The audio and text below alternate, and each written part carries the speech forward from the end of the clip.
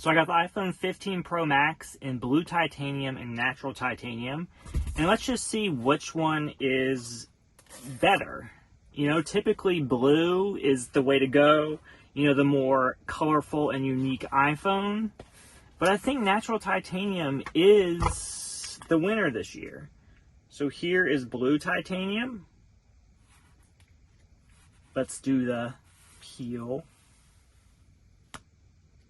Of course, this year we have the USB Type-C and the action button. In the hand, the phone is very light. This is the first time I've held an iPhone 15 Pro Max. I have the 14 Pro right now, and the size is not bad at all.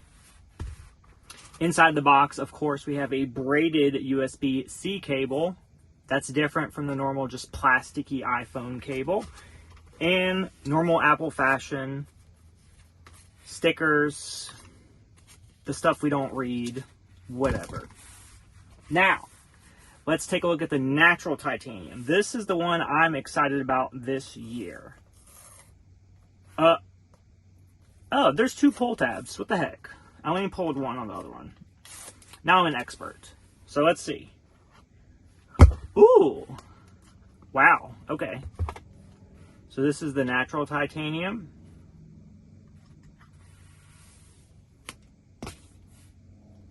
And then let's compare side by side. I'm trying to get all the angles for you. Very nice. I mean, they both look good. I wouldn't be sad with either one. They feel very light in the hand compared to the 14 Pro.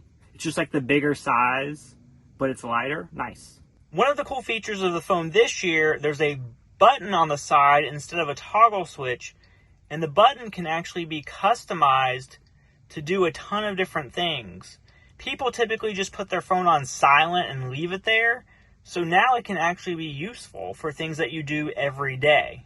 Of course, I film a ton of videos, so the camera button is probably what I'm gonna do. Also, I'm not sure who needs to hear this, but you don't need to save your Apple box. You can throw it in the trash immediately after unboxing. You don't have to have a shelf or a spot in your basement that collects iPhone boxes from the last decade. Do yourself a favor and just throw it away now.